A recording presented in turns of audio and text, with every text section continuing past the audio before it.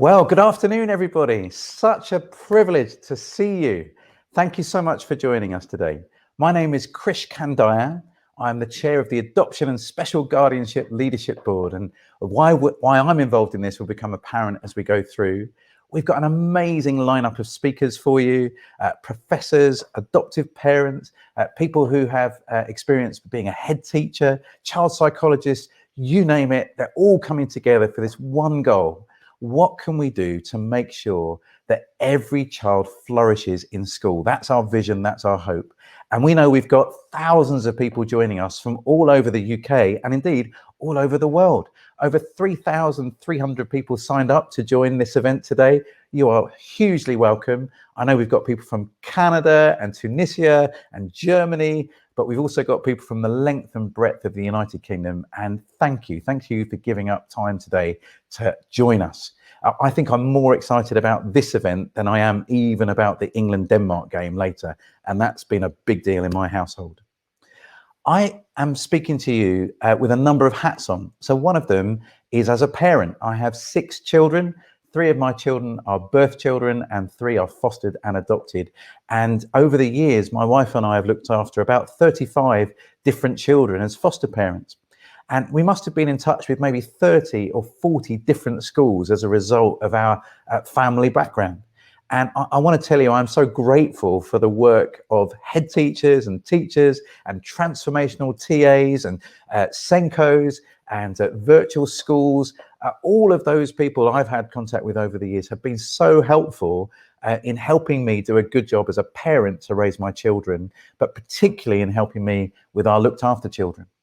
And as parents, we're aware that there's some things that only we as parents and carers can do, but there are other things only schools can do.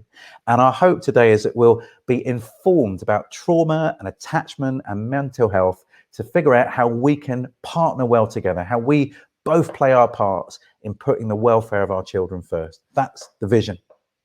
I remember one child that came to visit as a foster child in my household. And he'd had a particularly traumatic history, lots of really difficult stuff going on in his life.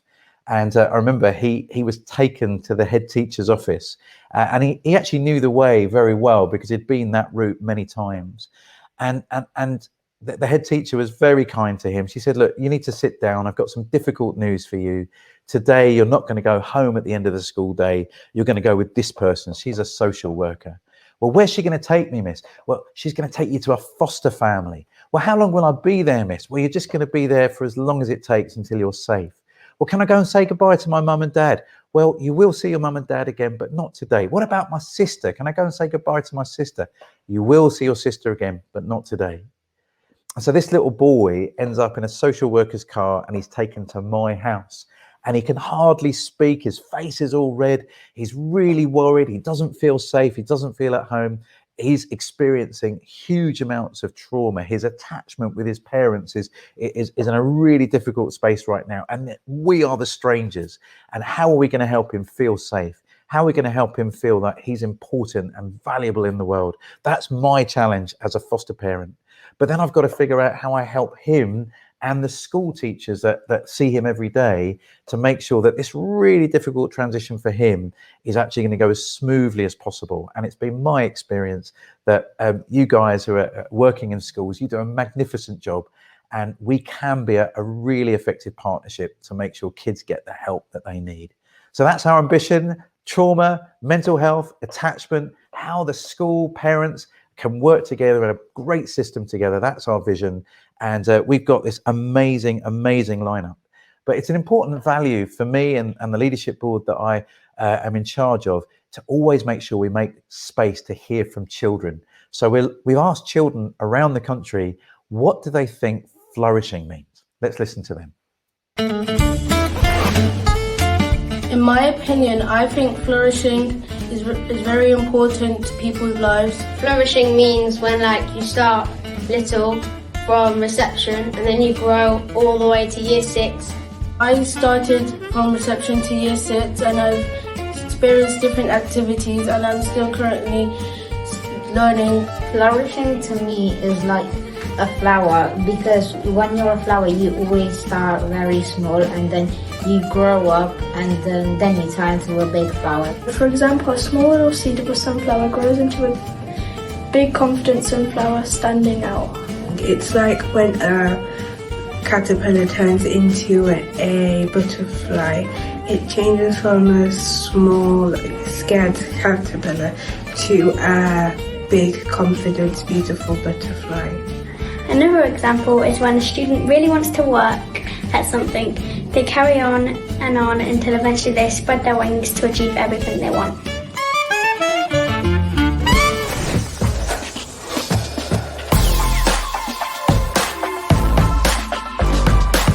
To me, I think flourishing is when you work hard and achieve your goals. I think to flourish is to grow and become better academically and do your best in your schoolwork.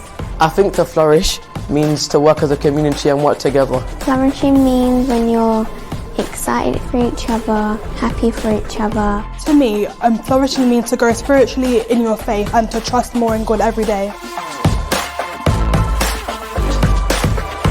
Flourishing is becoming a better person, following your dreams and reaching your goals. Flourishing is when you achieve your dreams and you achieve in life. Flourishing is like changing into a better version of me with people that understand and love me.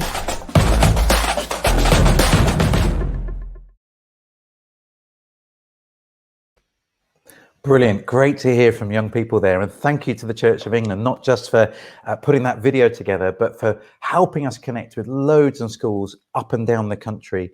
We know that over 200 Church of England schools have already decided that they're going to go on a year-long learning journey that we'll be telling you more about throughout our programme today. A year-long learning journey to make sure their schools are trauma and attachment and mental health aware, to make sure that all those children's dreams to flourish can take part and take place.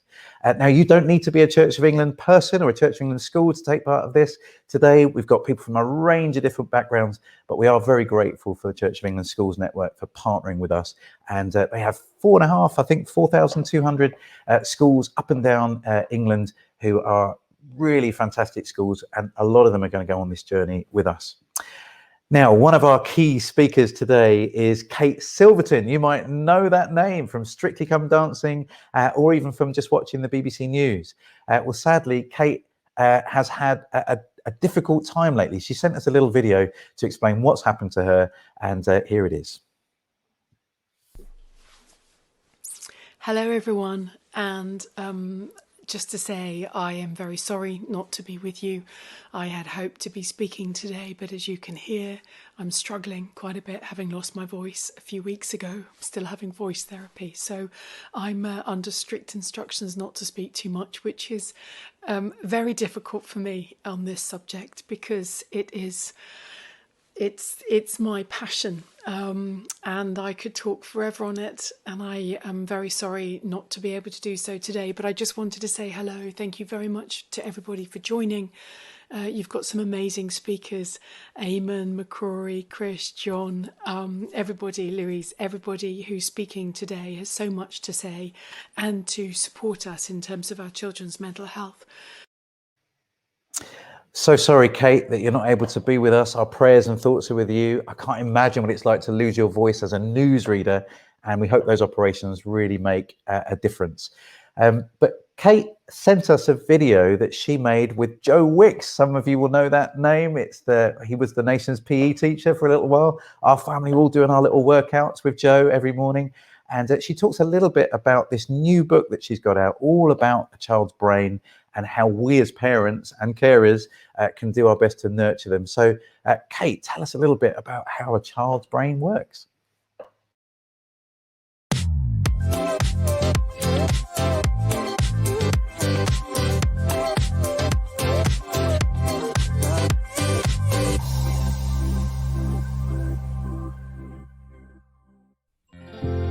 Hello, I'm Joe Wicks and welcome to my podcast on BBC Radio 4. And yes, this series of the podcast is not only available on audio, you can also watch every single episode here on iPlayer. This is the place where I get to speak to some incredible people to find out how they stay physically and mentally strong. Now, if you watch a lot of TV, you are definitely going to know who my next guest is. She's a regular news presenter on BBC One, and she's also been on Strictly Come Dancing. It's the wonderful Kate Silverton. Reading the news live on TV must be such a high-pressure thing to do, so I wanted to find out what she does to relax, to de-stress, to unwind after a long day at work. Kate has also written a wonderful book about parenting children under 5 years old, and for me, it's been so inspirational and truly life-changing for me as a dad. I really wanted to find out more about that book and the motivation behind it, and to find out about how she's raised her kids and how challenging that's been, because surely that's the most stressful, high-pressure job of all. So in essence, our brain is, we can think of it in parts. That's probably the easiest way. Obviously, it doesn't sit in parts. It all talks to each other at the same time. But it develops in stages. And when we're a baby, when we're in the womb, for all of us, and in the sort of pretty much the first year of life, we are governed by what I call the lizard brain. And I call it the lizard brain because it's really primitive. It's what we think of as in science as the reptilian brain or the survival brain. And it's involved in our balance, our appetite, our sleep, all the regulatory processes, our breathing. And that's what keeps us all nice and stable in the womb and on the outside. And that little lizard is also, in my mind, is also involved in the fight, flight, fear response. It's that really, really basic, primitive sort of, I might die and therefore I'm going to act. And it's an unconscious, it's not something that we have a lot of control over. So then you move up, and the next part of the brain to really start developing is what I think of as our baboon. And that's our limbic system. And it's all, again, it's involved in the fear response. And it's also involved in that lovely social behaviour that allows you and me to sort of, just sit and sort of pump fists and, jump around. And it's all the big emotions. So it's rage, it's joy, it's sort of anger. And also what bonds us as human beings. So our limbic system really drives a lot of that social behaviour. But in our children, it doesn't have sort of an off switch or a turning down the dial. So the behaviours in our children will be quite big because they haven't quite learned to manage those big emotions yet. And frankly, as you and I both know, as you've just said, as adults, we can find it quite difficult to really work with that part of our brain. What we need for that is really good development of our cortical brain, the sort of top part of our brain that separates us from others in the animal kingdom. It's very sophisticated. It allows you and I to sit down and talk now, having not really met properly before, but think about concepts and time, the future, the past, morality, ethics, all those big things. So that's what I call the wise owl brain. And all of our animals sit in this tree. The lizard's at the bottom, at the trunk, so he's quite exposed and he's always a bit on alert, thinking, right, is anything going to come up through the grass? Then you've got your baboon on the first branch, and he's there and he's looking out on the horizon, and that's sort of the amygdala part of the brain, that fear response, and he's always looking, just thinking, right, I need to keep the lizard safe. Is everybody good? It's all about survival in these early years. Up in the canopy of the tree is our wise owl. And she's got the sort of perspective. She can look out across the savannah going, oh, it's okay, guys, chill out. It's all fine. It's all fine. I can just see there's a friend coming over to visit. So she's got this lovely perspective. Now, that's as adults working, fully functioning. We can apply that in mental health, which I'm sure we'll talk about. That's when we've got a beautiful brain that's all engaged and there's lots of lovely communication, and the communication goes down through the roots of the tree into the body, and it affects how we respond in stressful situations. For our children, their brains are still developing. Up to the age of 5 and above, their brains are still developing and working things out. What's friend, what's foe, what's a threat, what's not.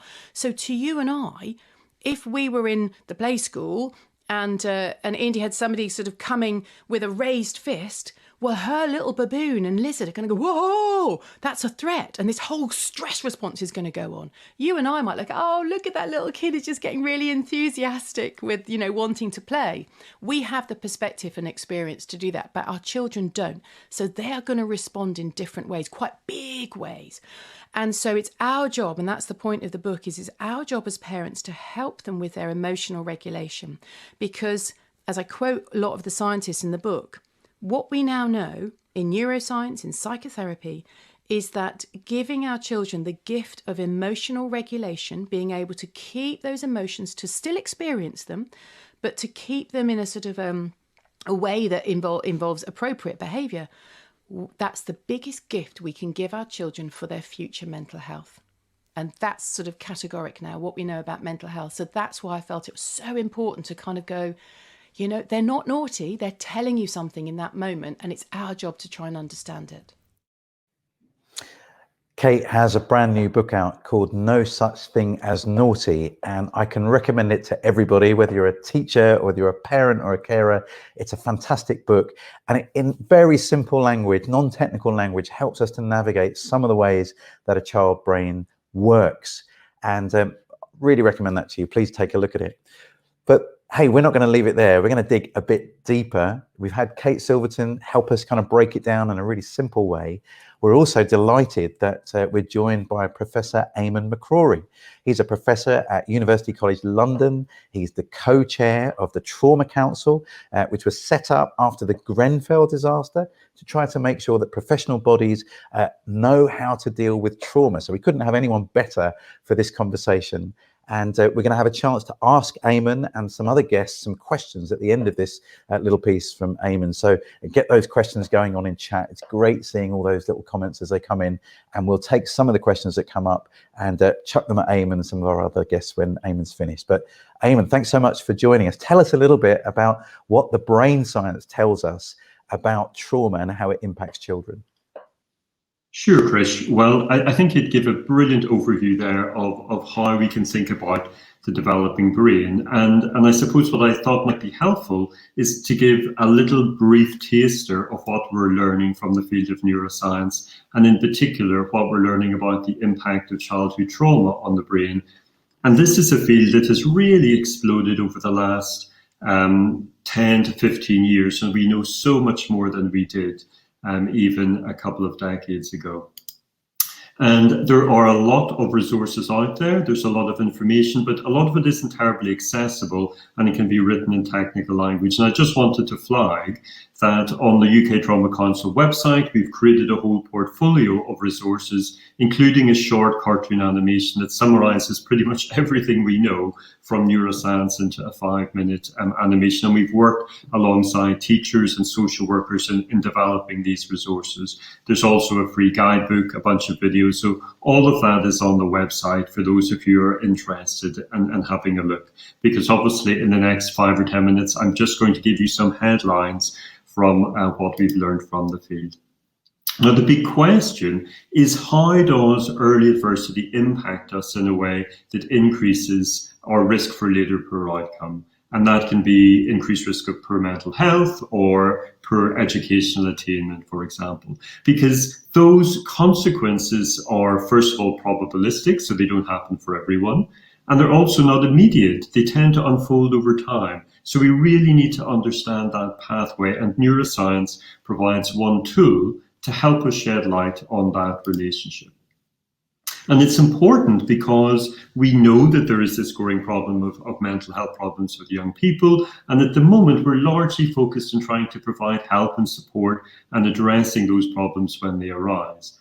But what we need to do is shift towards prevention. We need to understand how those problems unfold and reduce the risk of mental health problems emerging in the first place. And that's where trauma is particularly relevant, because it is the largest modifiable risk factor for future mental health problems. So if we can intervene early, we can offset this risk from ever being realized. So as Kate outlined there are a whole bunch of different brain systems. I'm not going to talk about the lizard or the owl or the baboon, but they do capture the broad range of systems we have in the brain. And neuroscientists have looked at particular systems involved in processing reward, threat, memory, and also this critical system around emotion regulation. And I'll just highlight a few of the findings we have from the literature around this. But before I do that, I wanted to really highlight the main framework that is helpful in thinking about the impact of trauma on the brain. And this is the way in which a child growing up in an environment where there is threat or unpredictability, that child needs to negotiate that environment, they need to survive, they need to adapt. And so as they adapt to cope in that environment, their brain also adapts. So we see changes in the brain, in brain structure and function. And what's important for us as practitioners, as parents, as teachers, is that when that child moves into a more normative environment, an everyday environment like school, then there can be a mismatch between how the brain has developed at home and then how that child then functions and how the brain functions in a more normative environment. So in the animation, we see a little boy called John who grows up in a family where there's domestic violence, and his brain adapts in ways that then become problematic when John goes into school because the brain isn't optimized for being in a safe environment. And a good example of how this can play out is by looking at the threat system. And this is something I'm sure many of you are aware of, the way in which children who are exposed to domestic violence or physical abuse show patterns of hypervigilance to threat. They become really attuned to threat much more than in their peers. And this is really an attunement of a system we all have in the brain to detect danger. But it becomes heightened in children who've experienced physical abuse or domestic violence. We see higher levels of activation in the amygdala and the insula. That's this kind of baboon level system that Kate was talking about. It helps us to spot danger and respond to it. And it's really important to remember that these changes we see aren't a sign of damage for children. We see the same pattern of changes in soldiers before and after they've been exposed to combat. In other words, this is how any of our brains would adapt if we were in an environment characterized by threat or danger. It's helping a child cope in those early adverse environments. But that kind of hypervigilance, then we know when we track children over time, predicts an increased risk of anxiety and depression. So we know that there is a relationship between this hypervigilance that may be helpful in that home environment with later mental health vulnerability, because it's not so good to be hypervigilant when you're in school and you're trying to focus on your schoolwork. And what's interesting is that we've also seen these same patterns at an unconscious level. But it's not all about threat. We are also seeing differences in the reward system, for example, how children respond to positive cues and positive social cues. And we need to have a robust and accurate reward system to help us learn about the world, what can motivate our behavior, how best to make decisions. And if you've grown up in an environment where reward has been sporadic, where you've experienced neglect, then we know that leads to a reduction in the response of the reward system in these children. So they don't experience reward and positive feedback in the same way. And that is consistent with their environmental experience, but we know that this is also predictive of future mental health problems. And a reduction in response to reward is associated with an increased response. It's associated with an increased likelihood of depression later in life, even within the next 1 to 2 years. So what we're seeing with the neuroscience is that changes occur that lead to an increased risk 1, 2, 3 years later. And that this provides a window for us to think about how to help and intervene to support children in ways that mean that those mental health problems don't emerge in the first place. And when we think about neuroscience, it's really easy to think about this part of the system where there are changes in the child's brain and somehow the problem lies within the child. But what we're learning is that there is this socially mediated pathway where the way in which the brain has adapted impacts how the child interacts with others, interacts with peers, and with teachers and with family. And that's really important because that is how the child builds the social world around them. And so family and school and wider society is really critical in shaping the way that the child develops, because the risk that we see that emerges actually unfolds through the relationships that the child builds over time. And I'm just going to highlight 2 concepts that can be helpful in bringing this to life.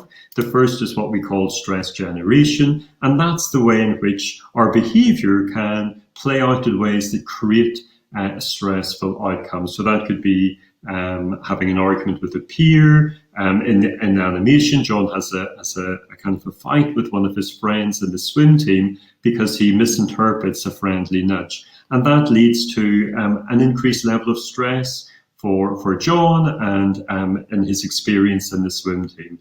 And this is an example where the threat system has played out in a way in a normative environment that is causing problems. And one of those problems is the fact that John could be removed from the swim team, and that means that he loses friends, and therefore his social network begins to thin. So this social thinning is another consequence we see where those brain changes can play out over time in how a child builds and maintains relationships around them. And we know that many children who've experienced trauma or are looked after are more at risk of exclusion, more at risk of placements breaking down. And this is a vicious cycle where the social network that can be really protective around the child can begin to be impacted. And that's where we as adults can step in, where we can build systems and relationships with children to mitigate these risks. Because otherwise these maladaptive calibrations of the brain system lead to things like stress generation and social thinning that increase risk of mental health over time. But if we have supportive networks around the child, if we are able to intervene to prevent some of these difficulties unfolding at a social level, we can actually recalibrate these brain systems in ways that can help support the child building a protective social ecology. So that was a rapid run through of some of the headlines from neuroscience, and I'm sorry if we've covered things too quickly, but I just want to give you a taster of what we're learning and why it is so relevant for thinking about mental health and also thinking about the relationships and experience children have at school. And I wanted to end by flagging the importance of thinking of the brain as a plastic learning organ. It's not... Oh, I think we might have just lost Professor McCrory there. Hopefully you can see from the slides where he was about to go. Thank you, Professor. Thank you, Professor. The good news is this is being recorded, and we will send you an email tomorrow with a survey, but also a link where you can watch this again, and you can watch it in slow-mo because there was so much information, so much helpful information from Professor McCrory. Now, this whole area of children's mental health is a really big deal right now. You may have seen there was an NHS digital survey that said before the pandemic in 2019, we were talking about 1 in 9 children had a probable diagnosable mental health disorder. But during the pandemic, that rose to 1 in 6. That means 5 children out of an average class of 30 children are probably going to have some kind of mental health disorder at some stage in their childhood. So we really care about this issue and making sure we can do our best that every child can flourish. And it's excellent that the government seems to be taking this seriously as well. So I'm delighted to be able to introduce our Children's Minister, Vicky Ford, who I've spoken to about this whole area, and Nick Gibb, the Schools Minister, and mental health of children really is a government priority right now. So let's hear a little bit from Vicky Ford. Good afternoon. I'd like to start by thanking Krish Kandar for organising this important event and for inviting me to speak. I am pleased to see that you will be discussing how trauma and attachment-aware approaches in schools can help every child flourish. Our children and young people have faced significant disruption over the last year, and they've shown remarkable resilience to respond to changing circumstances. And getting children back to school has been critical to their well-being, but as re-establishing a more normal school experience will be vital in supporting pupils to build back their confidence and enjoyment. But showing resilience does not mean that children haven't faced difficulties and issues with their mental health and well-being, or that they haven't needed support. The issues that they are facing are often normal reactions to abnormal situations and won't necessarily just sort themselves out with time, no matter how resilient they might be. Understanding how children react to trauma is key to schools being able to provide all children with the support that they need. That's why we place such a focus on providing training and support to schools to understand what children were experiencing and how to support them. Our Wellbeing for Education Return programme has supported over 15,000 schools and colleges since its launch last summer. And it's provided free expert training, support and resources for staff dealing with children and young people who've been experiencing additional pressures from COVID-19, including the pressures of trauma, anxiety, or even sadly grief. And we've extended that with more funding from local expert advice and support through the Wellbeing for Education Recovery programme. But this knowledge is not just relevant to supporting children in the light of the pandemic. We want to support schools to develop that understanding and use it to inform effective whole school approaches to mental health for the long term. The next academic year will see the start of our programme to offer every school the chance to train a senior mental health lead. £9.5 million of funding will mean up to 7,800 schools and colleges in England will be able to train a senior mental health lead from their staff in the next academic year. So it's vitally important for events like this to be reinforcing that awareness of trauma and attachments issues, awareness founded in research and the experience of supporting children facing some of the most complex issues, and drawing out how that can help schools to understand and rise to that challenge to give every child the support that they need at this time and when they need it the most. Thank you. Good to hear from Children's Minister. Thank you so much for sending that video over to us. Now, you have a treat. Not only did you get to ask Professor Eamon McCrory some questions, we're also delighted to have Sir John Timpson here. You may know that name, Timpson, from those fantastically helpful shops up and down the country. I was there just recently getting a new key cut for my house. So Sir John, very welcome to you. Warm welcome to you. Thank you for being here. And we also have Louise Michelle Bomber, who has a whole range of experiences. She is a qualified specialist teacher, a therapist, and a DDP certified practitioner, and she runs a fantastic outfit called Touchbase. Very warm welcome to you, Sir John and Louise. Eamon, a few questions have popped up already in the chat, particularly around what we mean by the word trauma and adversity. Is that something that you can help us with? Of course, Chris, and I'm sure Louise can also chip into this. I mean, I think trauma is a word that's become very broadly used, and it can mean different things. I think that the way that I think of it is when a child experiences an event that can be overwhelming or beyond their ability to cope and process what has happened.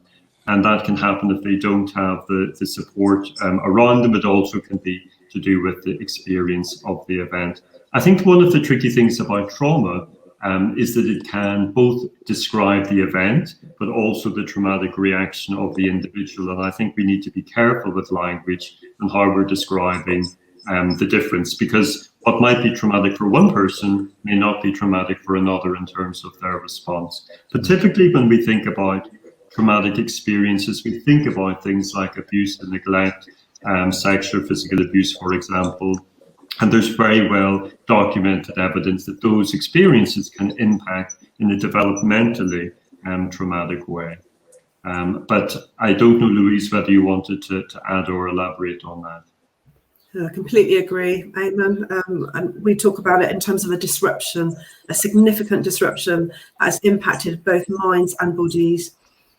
Yeah. Thank you, Louise. That's really helpful. We'll be digging a little bit deeper into trauma and how it particularly affects looked after children and previously looked after children in the next section.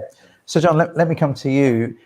People might know you from the shops, but they might not know your interest in this area of trauma and attachment. I understand that you and the Alex Timpson Trust have just done a huge study looking at what's happening in schools around this area. Do you want to share a little bit of your findings? Yeah, well, before I do that, I mean, why should I be interested? And I got involved in this, and I'm guessing the same way that you did, Chris, that my late wife and I were foster carers for 31 years. And for the first 14 of those, we did not know why the children behaved the way they did. We coped pretty well, but there were some quite tricky times, and it was interesting times, I might say. Well, one thing we were more and more worried about why we couldn't do better for these kids, because we thought, my wife was a nursery nurse, she was qualified to look after children, we brought up our own 3, we thought dead easy, and it isn't that easy. And we just actually had a light bulb moment, a piece of luck, when Alex, totally out of her normal, she went to a training course. And if you were lucky, because it was the day that Dan Hughes was talking to the local group, and I know Louise that we've met together when he's been there, and this was the first time when he said, I suppose you've got them watching the television, you've got the naughty chair, you send them to bed early, you've got it wrong. You've got to work out why these children behave the way they do. And it was that sentence that made a massive difference to us. And so since then, and I'm talking about 30 years ago maybe, Alex and I decided we've got to tell other people about the awareness of attachment. But there isn't just one answer for any situation. But the biggest key is to try and be aware of why the child behaves like that. And then you can react to it. And that's why I got involved, and that's why after Alex died just over 5 years ago, I started this research project, which is happening at the Reese Centre in Oxford, which is over 5 years. It completes next year. And it's really into the link between training on attachment and trauma and what happens in school and what changes that makes. And already the early findings are showing there certainly is a link. It does help to reduce exclusions. It makes a difference, particularly to teachers are saying, I now see that child in a very different way to the way I did before, which is exactly the key we want. So very exciting, coming out next year, and I'm told by the team there at the Reese Centre that it's quite definitely the biggest and best research project into this subject anywhere in the world. So because we want to provide the evidence that will help the DFE and everyone else in education to do what I'm after, is to make everyone in education aware of attachment and trauma. It's fantastic, Sir John, and I know you've produced some lovely little books that are really helpful for parents and teachers. I've got a whole stack of them in my house, and well, it's only because they're free, Chris. That's why. They're brilliant, really helpful. Well, and Louise helped me with 1 or 2 of them, so not all my own work. It's fantastic. Well, thank you so much, and thanks for today. I know this event is only really possible thanks to the generosity of the Alex Timpson Trust, so we're grateful for your support today. Now, Louise, we've been thinking about the child's brain, we've been thinking about trauma, but why should schools invest in becoming trauma and attachment aware? Why does that help all children? Well, at the moment, there are many children in our schools who can be misinterpreted and misunderstood as a result of education policy and practice not being updated in line with the latest in child development, attachment and neuroscience. And this mismatch is of grave concern to me and to many others, especially in view of the collective trauma of the pandemic that we've experienced. We can kind of get away with for those children, we can kind of get away with doing what we always do with those children who've experienced what we call good enough care, who've experienced safety, security, and stability in their early years. But for those who've experienced relational traumas or relational poverty, integrating up-to-date theory into practice is a lifeline, and it can make all the difference between exclusion and inclusion. So it's so important that schools really get this. Thanks, Louise. That's really helpful. And I know you've got particular interest in children that have had trauma through abuse and neglect, and that's something we're going to dig into a little bit more in the next section. But what do you think? What impact does trauma and attachment disruption have on the learning of a child? Well, toxic stress impacts both the mind and the body, and many developmental vulnerabilities can then result from that. And there are 3 significant areas that we at Touchbase really support in the education context: executive function, affect regulation, and psychological development, all of which can compromise learning big time when we don't extend our knowledge and our understanding, and when we don't adapt our way of being in our schools. So we've got to focus on providing mind-body interventions rather than merely focusing just on the cognitive. We're going to have to go sensory and be able to shift between the two quite flexibly within the context of rich, rewarding relationship with us, the grown-ups in school. And I believe we need to really move away from the one-size-fits-all mentality to a state-dependent intervention, where we know how nervous systems work, in particular how our nervous systems work as the grown-ups working in schools, to be able to be in a position to influence others' nervous systems. That we need to be stress regulators rather than behaviour managers, supporting all those who are familiar with the alarm state into calm, alert states, as opposed to activating the fear system, which we can do inadvertently, meaning that these children become defended and less accessible to us and to the learner. You see, many children have experienced relational poverty and intimacy betrayals that have wounded them really deeply. And there's therefore not just toxic stress in the mix, but toxic shame, and blocked trust results from determining to never allow themselves to be small, weak, defenceless, powerless, vulnerable ever again. A wise action if we've been wounded. But many of these heroic defences are unconscious because our nervous system's change depends on our sense of felt safety, neuroception. But tragically, we have policies and practices in place that activate the fear system in children. And we've got to be so careful about this. We have also many staff in school believing that defensive behaviours are deliberate and personal to them. But if children are feeling threatened in any way, they will not be able to optimise that prefrontal cortex, that thinking brain that's been already talked about. And that is the part that is associated with reasoning, reflecting, cause and effect thinking, that higher level processing that we need for learning. So in order to be able to be in a position to learn, to optimise the time there, to step outside of their familiar into unknown territory for learning, we so need to really optimising felt safety cues so that our children really feel wraparound consistent care, and we go out of our way to intentionally increase those felt safety cues, not just in us but in that environment that our children come into. Thank you, Louise. That's really, really interesting. I'm going to pick up in a minute with Professor Eamon about teachers being aware of their brains and how they work so that we can help children. But let's think about it from a child's perspective. What difference could it make to a child if their teachers are trauma and attachment aware? Oh my gosh, it makes all the difference in the world. Children who are previously excluded now be included. Children who were previously up and out of their seats dysregulated are now seated, focusing. Children who'd always seemed on the edge now have a sense of belonging. Children previously been stuck in their learning are now making progress. Children who have poor internal controls are now able to practice and strengthen their regulation. And children who had a fragile sense of themselves have now a more robust sense of themselves. Children who were previously distressed can now be freed up to settle to learn. For such a time as this is why it's so important for our children. It's brilliant, Louise, and thank you for the ongoing work you do in this space. And if people join the year-long learning journey as a school, they'll be able to hear a little bit more, well, a lot more from you and engage with some of the work that you're doing. Eamon, just a few questions that have come up in the chat. One was about, is the pandemic to be considered an ACE, an early childhood, adverse childhood experience? What do you think about that?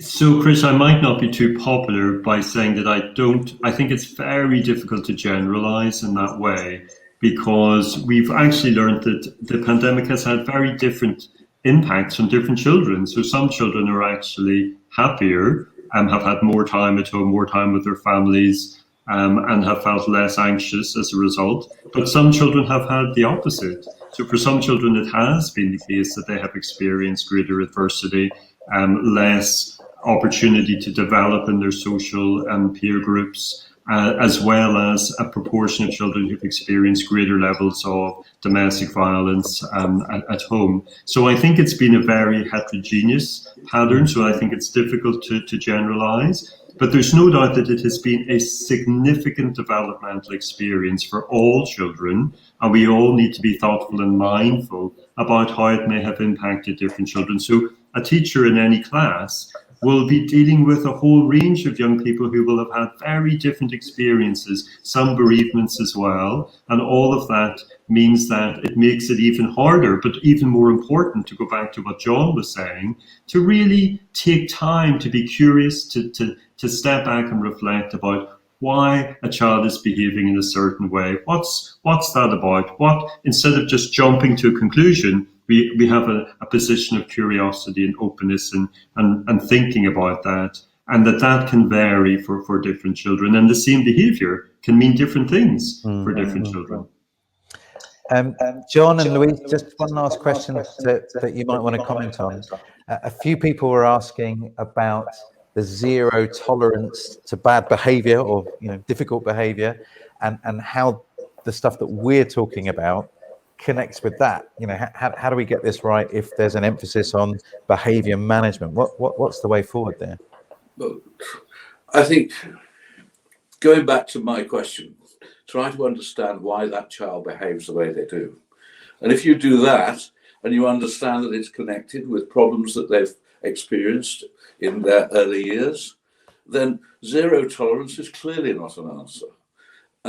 Thereafter, someone who they can trust. They're going through lives bewildered because they don't have the self-confidence in other people.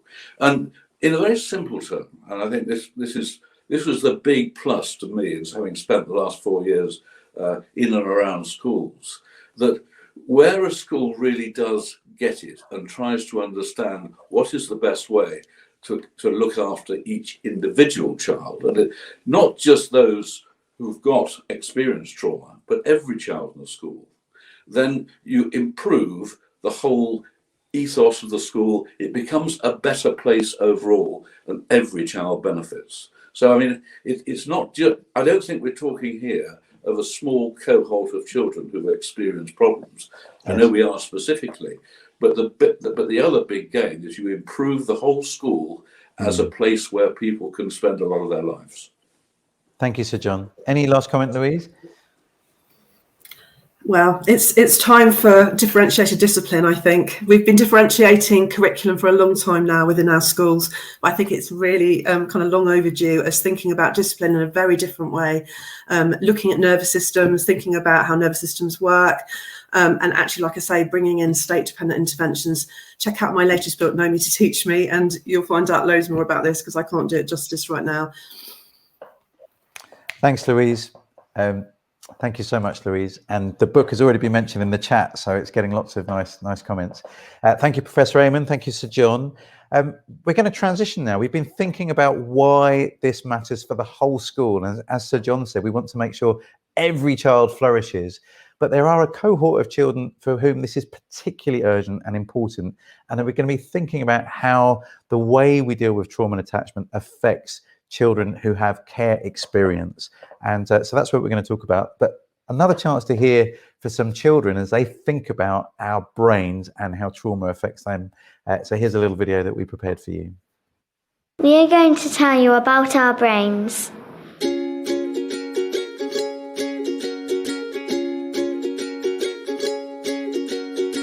Our brain has 3 parts. The front bit is called the prefrontal cortex. It helps us to think, analyse, be reasonable, rational, and reflect on stuff. Some people call this the upstairs brain. This middle bit is called the limbic brain. It looks after our emotions, memory, and relationships. This back bit is the most primitive brain.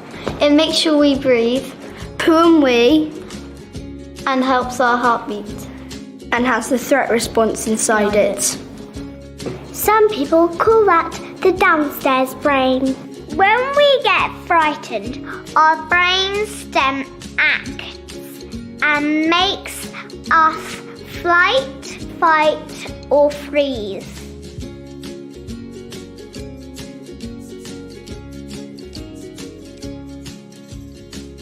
Hormones, which are cortisol and adrenaline, start pumping around our body. And that makes us full of energy and strength. So we wiggle, fiddle, giggle, and we can't sit still. We also either flight, run, or we fight, which makes us get told off. Or we can freeze and look like we are not listening. But actually what is happening is that we are frightened and our body is trying to warn us and protect us.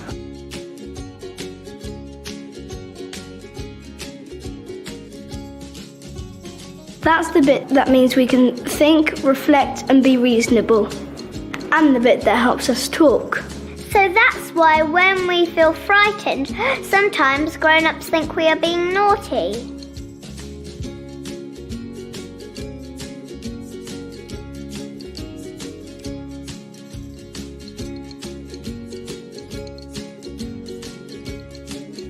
So if we saw a big bear, we won't be able to stop and wonder what kind of bear it is, because then we'd be eaten.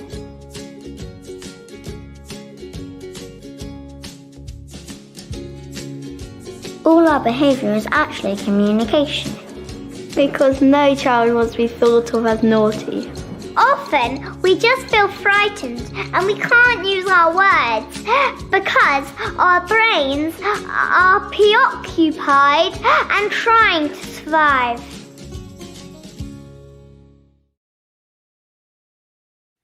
That's brilliant. Because we'll be eaten. Love it, love it. So we're now moving to think about how trauma impacts particularly these children who have had care experience. And I have a little phrase that became normal in my charity I used to run, and now the work I do with the government is nothing about us without us. We want to include voices of people who have experienced some of the care sector. And so it's fantastic that we've got Luke Rogers able to help us out here. He, again, couldn't make it. He's busy training schools up and down the country. And do make sure you get a hold of Luke's work. Just Google Luke Rogers, Care Leaders. He's going to help us see school from the perspective of a child with care experience.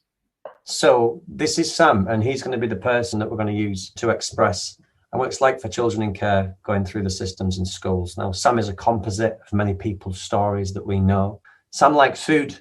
He dislikes adults. He's very clever. He thinks that you were born yesterday. He's one of these people that's incredibly compassionate but doesn't know it. He says talking about your feelings is stupid. He's really capable, only if he applies himself. He's got a keen interest to getting in trouble, and people think he's got attachment issues. But most importantly, Sam is the reason that you're here. So Sam's early life was being born into a family of domestic violence, and later went on himself to experience violence at his hands of his caregivers. Now, what we recognise is there's a myth that a lot of people come into care because they're bad kids, but actually most kids come into care because of domestic violence and abuse. Actually, around 86% of all children come into care because of abuse and neglect. But what we're clearly saying here is that children don't come into care because of what they've done. They come into care because of what's been done to them. If we think children come into care because they're bad kids, we approach them with authority, and we approach them as if we need to rehabilitate.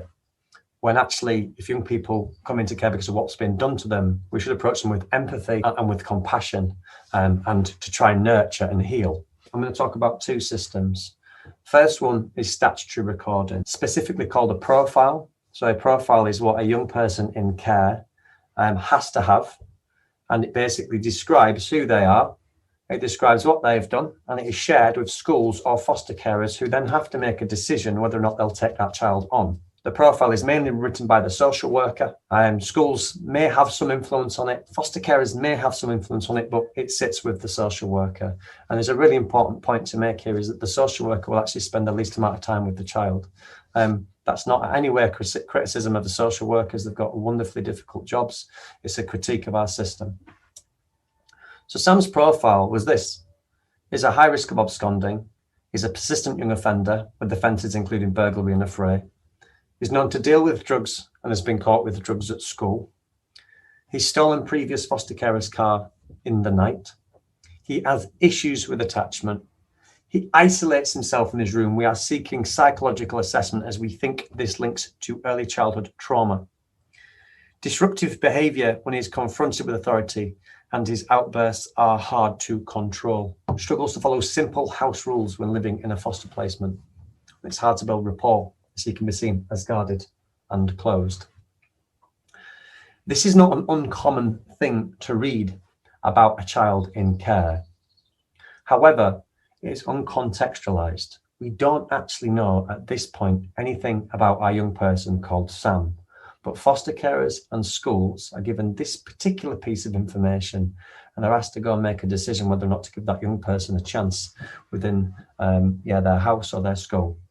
And I always find this a beautiful irony that teachers tell kids not to judge a book by its cover, but yet have to judge a book by its cover. A book of a young person's story that has been authored by people that are beyond themselves. You know, we are co-authors of young people's stories, or what we write will be a passport or a barrier to their opportunity. But most importantly, what we write and then share will create stigmas and judgments in the minds of those reading it, which will inform the decisions that they make. A head teacher will read this and more times than not say, I don't know if our school can support this young person. But we don't know who the young person is, but we've got a moral obligation to find out. Because behind every single one of these labels is a story. So let me share you Sam's story and why those things are written on his profile. Sam was late home and his foster carers reported him missing. Sam once took his PlayStation from his dad's house and his dad was at work. His dad found him and attacked him in the street. Sam's also tried cannabis with his friends at school. There was one time when Sam felt frightened alone about being in foster care. He took his foster carer's car to see his mum. He was shaken and deeply regretted his actions. Did you know that Sam's been to 11 primary schools? It always feels like he's losing friends. Sadly, that Sam's parents rejected him from a really young age and he's just found it hard to settle with the foster family. There's been a time in Sam's life where he's hidden away because every time he came out, everybody reminded him that his stepdad beat him up. Sam is always told where to live without given a choice. It upsets him that he has to move from a settled foster family. Sam has lived with so many families. He's struggling to remember what's right or what's wrong, whether to keep his shoes on when he enters or take them off. Sam doesn't feel like anybody will ever love him. There's a huge difference in those two narratives that we have created about Sam. One is the perspective of a service that has a statutory obligation to record information, and one is from the perspective of a caring person that decided for Sam they needed to know more. They had a moral obligation to find out who this young person is and what were the messages behind those behaviours. And we approach both of those situations differently. The first one we will approach with some form of authority, some form of we need to have this young person understand that this is the way things are around here. We don't see who that young person is, which is what we see in that second profile, that second referral. We see a young person with compassion. We see it. We approach it with empathy, and we start to think that this young person needs our support, needs our help. But it's the same story. And how does this fit into the second system, which is school? Obviously, schools get provided these profiles, they get provided these referrals, and they're asked, please make a judgment to see if you'll give this young person an opportunity or not. But it's often uncontextualized. But a bigger question to ask is, who sees this young person's profile within school? And do schools know who their children in care are, for example? So most teachers see a young person's timetable just like this. Sam's late on a Monday morning, and his teacher says, why are you late? Sam shrugs his shoulders and says, I don't know, and goes and sits down. Detention, Sam, says the teacher. Sam forgets his homework for the same teacher on Tuesday. Can you imagine now how furious this teacher is? This teacher doesn't know who Sam is. It's just another kid in the class. Sam, where's your homework? Sam loses his temper and the teacher goes to the staff room and says, I'm sick of Sam. Every Monday he's late and every Tuesday he forgets my homework. Now the whole school know who Sam is. You can only imagine when he doesn't bring his PE kit on a Wednesday, how furious the teacher is about it. I've already heard about you, Sam. You're late on Monday. You're forgetting your homework. Now you're forgetting your kit. You're not going to get very far in life if you carry on this way, Sam. Obviously seeing your friends on the weekend, aren't you, when you should have been doing your homework? Where is Sam's perspective in all of this? And who is Sam? Sometimes schools don't know. Sometimes teachers don't know. And sometimes it's difficult to tell teachers who the children in care are because we might not be allowed. But we should think differently. This isn't just about a disruptive young person going through your systems. This is a young person communicating some form of message within their behaviour. They don't see their friends on a weekend. They'd like to, but they actually see their parents. In fact, they see their parents all weekend. Schools don't usually know about that. So when they're late on a Monday morning because they want to ring their social worker because that contact with their parents was difficult, they're going to be late for school. When the teacher asks them why they're late and they're feeling all of this emotion inside, they don't know how to communicate that. Imagine if you go through divorce, or if you lose somebody close to you, you can take time off work. Young people have gone through a divorce, they have gone through a separation, and we still challenge them into school. And when they think about ringing their social worker all day, they're not with you in your lessons, they're not thinking. The brain, as you know, becomes overwhelmed when it is in survival mode. It cannot process information as it could if it wasn't. And sometimes all it takes is one good teacher to recognize this for a young person, for our young person called Sam. Because when he was late on a Tuesday morning, his head of year ran the class and said, "Sam, is everything okay? We're really happy that you've come into class. We're happy to have you here today." Sam says, "I'm not okay." Sir says, "What do you need?" Sam says, "I need to ring my social worker." And the teacher says, "Call 9 for an outside line." Sam was able to have a conversation with this teacher because this teacher understood Sam's story and was interested in ensuring Sam was okay. But he says, "You can't have that outburst with your maths teacher, Sam. It's okay to be angry. It is not okay to behave in that way. Holding young people accountable for their behavior is okay, but recognizing the emotional space in which it comes from is equally as important." Sam gets put in isolation from this teacher because this teacher says, "What punishment do you think, what unnatural punishment do you think is appropriate here, Sam? Put me in isolation, sir." And Sir used to have conversations with Sam in that isolation room about how Sam and that teacher thought the best thing for him to do in the future was to join the forces. And they had these inspirational conversations that in that room, Sam crossed his arms and said to his teacher, "No thanks, sir, I'm not interested in this conversation," because Sam didn't believe in himself. When Sam turned 18, 19 years old, he joined the forces because he was inspired and encouraged by these conversations with that teacher in that space. But what we need to recognize more than anything else as a call to action is to stop seeing Sam as having challenging behavior and start to see it as Sam becoming emotionally overwhelmed. And ask yourself this question: when you see challenging behavior, what's challenging about it? The fact that the behavior itself is challenged, or it's challenged you? Wow, thank you so much, Luke. And please look up the Care Leaders. It's a fantastic organisation trying to amplify the voices of care experienced young people, helping us to build better systems, particularly school systems, that are able to be empathetic. I think that was a real takeaway from me, just imagining the curriculum and the timetable from the looked after child's experience. So thank you, Luke. Really appreciate your time. Now, what a privilege. This is an all-star cast today. We're delighted to have Betsy Detiri with us. Betsy is a trained psychotherapist and a qualified primary school teacher, and she's founded several charities, and she's very passionate about this whole area of trauma and looked after children, and has also authored many books. Now, Betsy, thank you for joining us today. We've been thinking about trauma, and a few people have been asking questions as we go. You know, is all trauma the same? A one-off event versus, you know, something that's happened to a child over a long period? Maybe, particularly as we now focus on children who've had care experience, what's different for a care experienced child about their experience of trauma? That's a fantastic question, and one that I wish many, many people would ask. I'm primarily passionate about the possibility of recovery. I actually believe children and young people can recover from experiences of trauma, and especially if we take the time to assess their experiences and their environment, then actually as we assess that, we can actually help them find the right approach, intervention and help in order to recover, not just manage the behavior for those around them. And so for a care experienced child, we know automatically and already, without having to ask any other questions, that these children have experienced a fairly big amount of difficulty, disruption, pain, a sense very often of shame. And shame is a complicated thing. I've written a whole book about the power of shame to cause disruptive behavior, as it's sometimes called, because it's defensive. It's that defensive, what's wrong with me? Who am I? What have I done that's causing all of this to go wrong in my life? And a lot of the behavior we have in schools and elsewhere is actually children and young people going, ow, ow, ow, help me, ah, and then they're pushing back. And so one of the things that I've done, if I'm allowed to go straight onto that, Krish, is actually I'm passionate about something called the trauma continuum. And the reason I'm passionate about that, and I am so passionate it's actually mad, I'm so passionate about it because I'm recovery focused.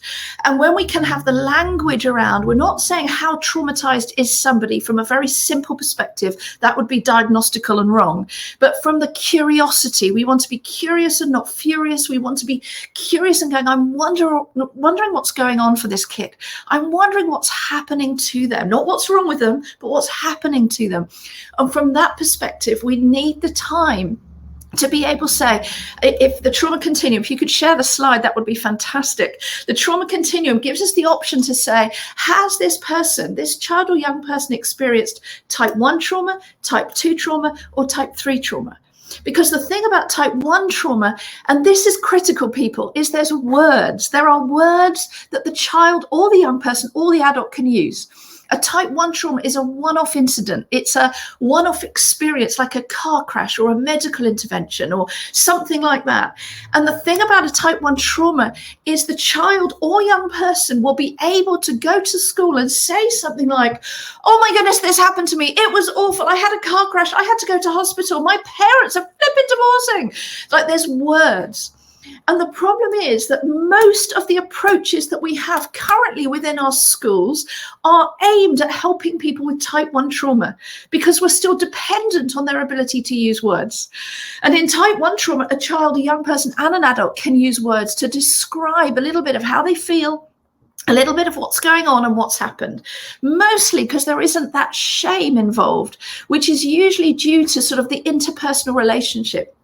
Type 2 trauma describes what we're probably very familiar with as a trauma experience, which is something that we call multiple trauma, something that's happening regularly and often. It's not a one-off domestic abuse incident, it's an ongoing incident. And the thing about that means that the child's brain has to actually essentially change shape to be constantly on alert for when they're next going to be in danger, which is very different to type 1, where generally the person can go, well, that happened, hopefully it won't happen again. In type 2, they're going, when am I next going to be hurt? When am I next going to be frightened?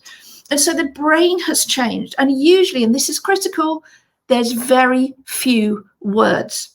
So all the emotional literacy, all the emotion coaching, all the emotional language doesn't work at that point. Mentoring doesn't work that well at that point. All the stuff that generally schools are equipped with, which is trauma informed, isn't recovery focused. And the child at type 2 to 3 that's having these sort of approaches and interventions might well be fine in primary school, but when they transition to secondary might well end up looking like they've started again. It's like they never had any help in the first place. Type 3 trauma is our children that are almost always excluded. They're almost always, really, they end up in the criminal justice system or the mental health system. But I believe recovery is possible. I really do. And I've got evidence. I've got shed loads of data, like literally files and files full of data of children and young people that have gone through trauma recovery focused therapy. And yes, we've got a problem finding enough psychotherapists, but I have got solutions around that, but I won't go into that now. But what we're doing is we're actually getting to the root of the issue. And the thing is, type 1 trauma, educationalists, parents, everybody can become trauma informed. It doesn't take long. Type 2 trauma, we need to work with the trauma informed practitioners and people who are enthusiastic, but we need a bit of extra skill to understand how to work in a non-verbal way with a child that's got repetitive trauma. And of course, there's the whole issues of child protection, safety, and all of that stuff. But by type 3 trauma, these children are the ones that are more likely to push us away for a long time because they don't want to trust us, because they've got so many. I like to use this image that I've actually got on a completely different book of an armor. A little boy in armor, because a type 3 child is so armored up with coping mechanisms that actually it's really difficult to build any form of relationship with them. And if we do, it has to be more than 2.5 years, or it will cause more destruction anyway. And so there's a whole shed load more I'd love to say about that, but that's a little introduction to something I spent at least a day and many books on, to explain the different way that we work with different children who have had different experiences experiences. And of course, alongside the trauma continuum is the other slide, which is we're not just looking at what happened to them, we're also looking at what's their environment like.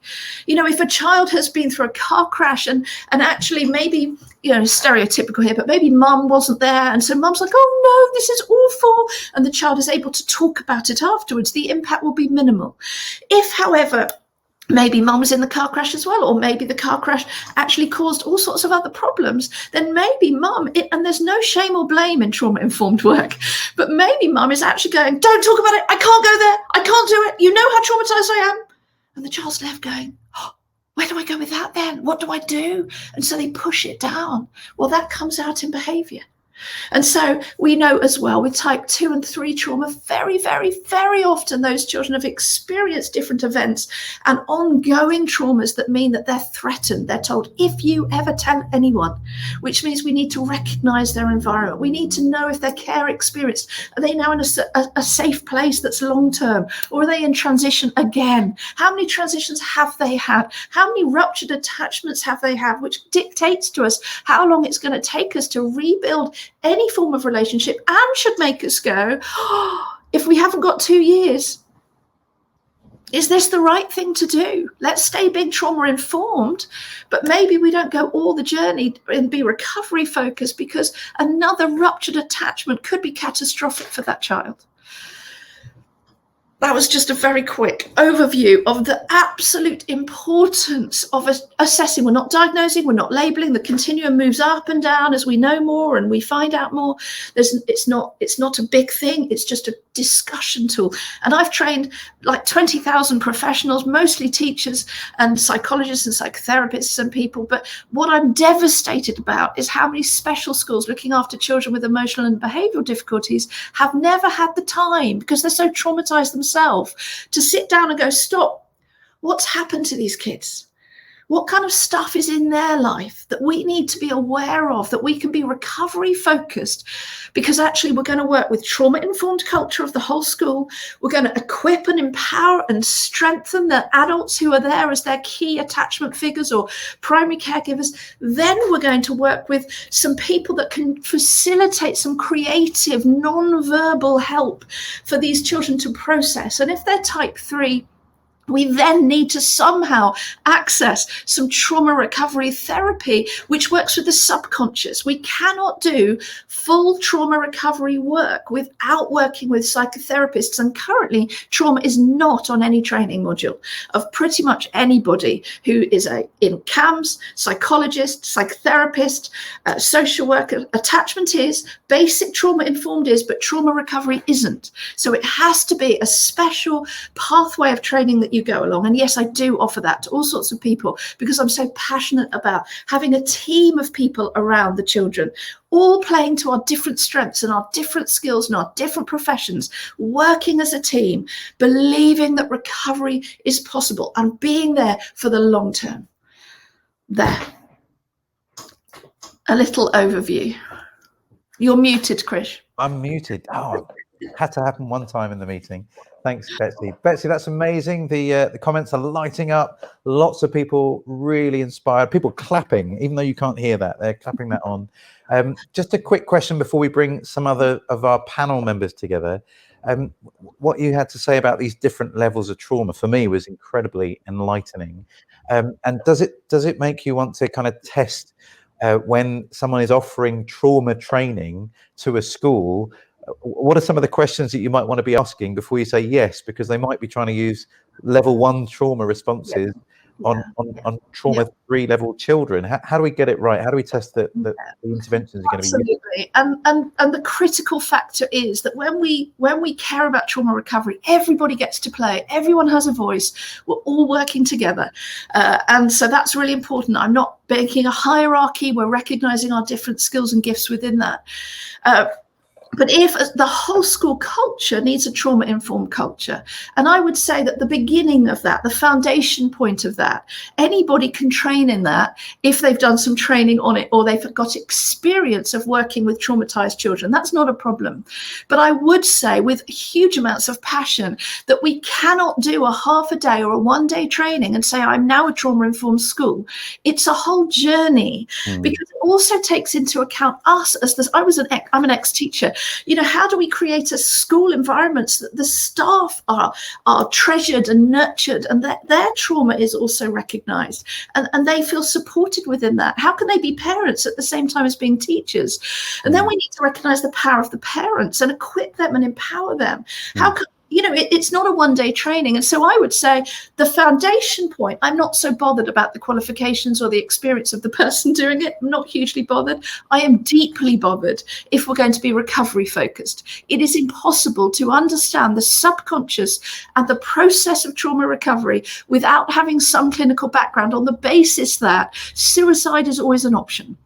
We are literally treading carefully around what I like to say to people is a can of worms.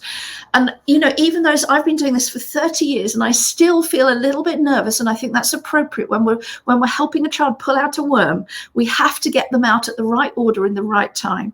And so educationalists are really pushing this trauma and attachment agenda. Brilliant. Go you do that. But when it comes to being recovery focused for type 2 and 3 children, which is care experience, which is most adopted children, then actually we need to recognize the importance and we need to fight for funding for the importance of properly qualified and trained trauma recovery professionals who have to do additional courses. Sadly, no pediatrician is currently trained in this, so they're going to diagnose other things unless we recognize that this has to be an add-on, a bolt-on course, which is way more than 1 day. So my 12 days, just about enough. Fantastic, Betsy, and you're linking us up really well. We're talking about taking schools on a year-long journey, and that will include some deep dives into the work you're doing or Eamon's doing and Louise is doing, because you're right, we need more than just a quick overview. Great, and you've got a lot of books. We've been linking in the chat to your website, so hopefully people can buy the books from there. Let's bring in Sue Armstrong-Brown and Sir John Timpson to just further this conversation as well. Sue, I think we've met everyone else except you. You are the Chief Exec of Adoption UK. I've got to know you really well through the Adoption Special Guardianship Leadership Board. You're a valuable member of that team. Sue, let's start with you. All the things we've been talking about, attachment, trauma, how does that impact some of the children and families that your organisation works with?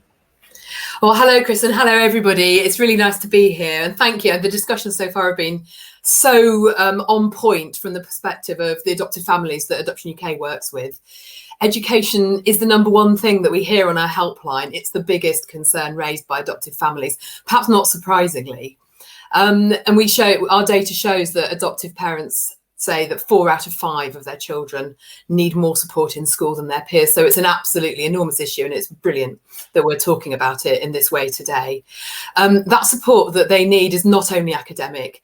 As we've heard, it's social and emotional support, and that's actually more important for a lot of adopted children in school than academic support. In fact, it's the precursor to sensible learning. And I can give you a lot of information about the adopted cohort and about the things they're struggling with, but I think you've probably heard enough to have a pretty good understanding of the kinds of challenges that they're facing. So I'll say this, that it's very clear that looked after children in adoptive placements and children in kinship placements didn't get an equal start in life.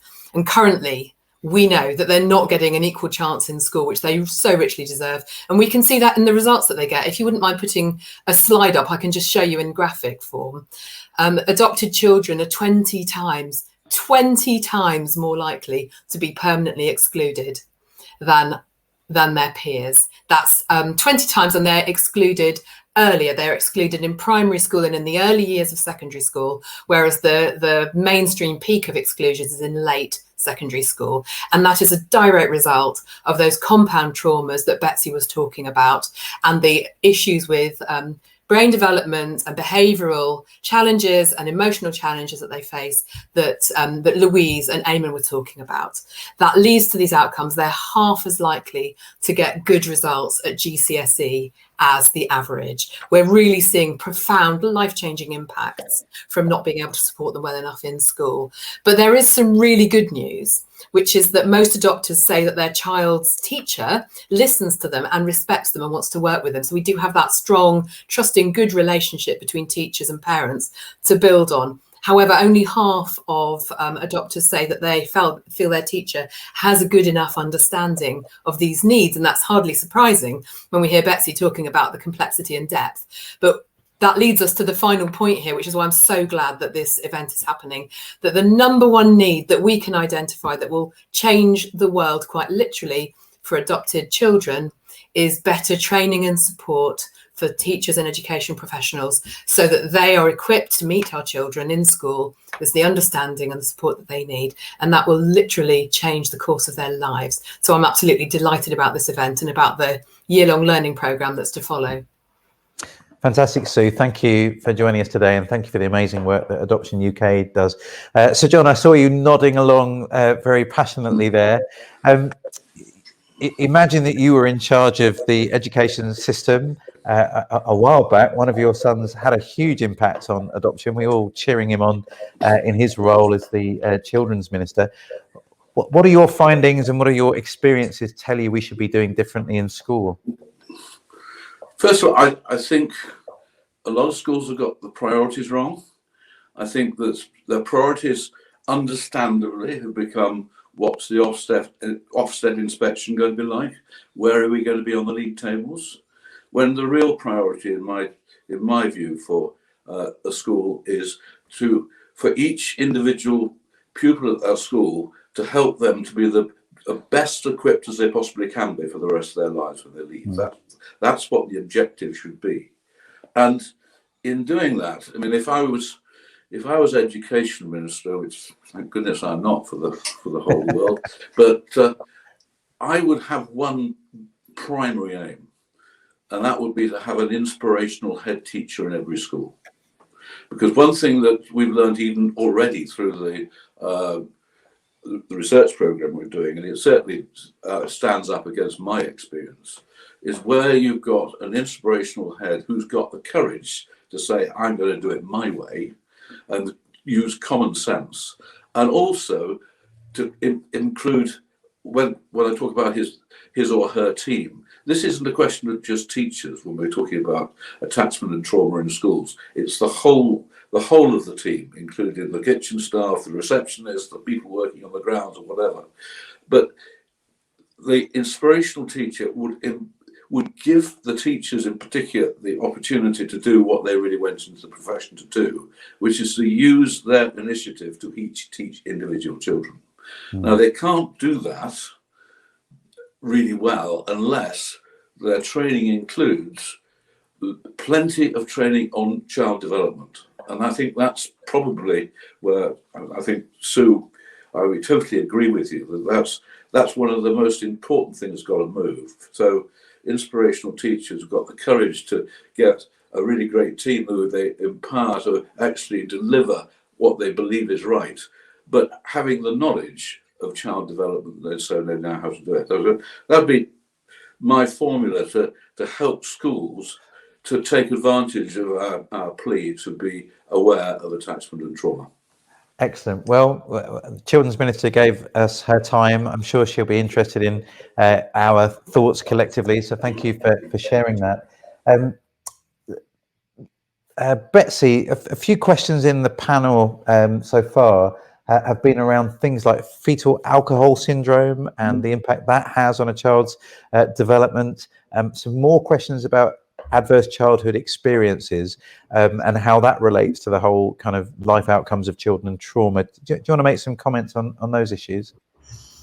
Yeah, I think my main comment at that point would be that's why it's complex, and that's why we can't simplify it in a half a day or a short course and go, I've done it now. It's a very complicated subject that, whilst we want everybody to have the universal language around trauma informed with compassion and empathy and kindness and, you know, being curious, not furious, and wondering what's going on rather than blaming and judging and shaming, and, you know, we want them to have the understanding that actually it's hard being a parent. I have 4 sons. It's hard parenting. Sometimes you don't feel like it, let alone when you've got children, you know, who are struggling.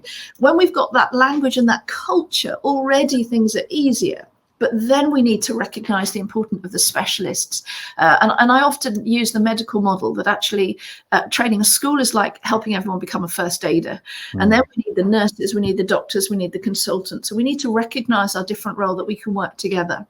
And so we need, you know, fetal alcohol syndrome is a massive, real issue that is very difficult sometimes to know that that's in their past. And we need to recognize that. And it can look like trauma. And there's a whole bunch of stuff we can do to help those children. There's all sorts of other things out there that, you know, children are getting diagnosed, and I won't be as controversial as I'd like to be about what they're being diagnosed for at the moment, which I don't believe is a thing at all. I think it's trauma, and when we understand trauma, then we can be recovery focused rather than just diagnose, medicate, and get funding. And it's, you know, we're trying to work as a bunch of different organizations to try and get funding released for trauma, rather than always having to put on EHCPs other reasons in order to get funding. That's ridiculous. We should be able to get that.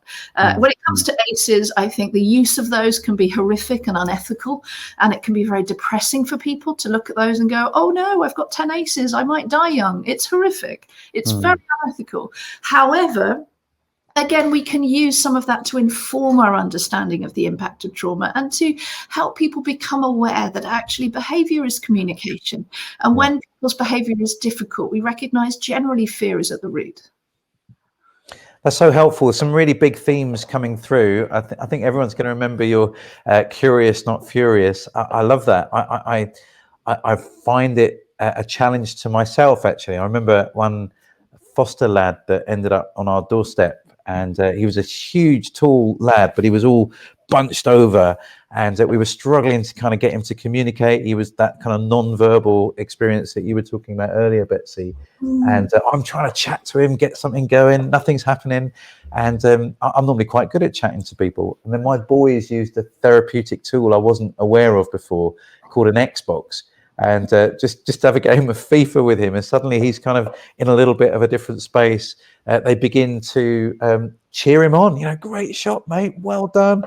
How did you do that? You've played this before. And you could just see him beginning to be a little bit more comfortable in his own skin. But then it's dinner time, and we all sat around a big dinner table. My wife has prepared probably 25 sausages because there's a lot of kids in our household.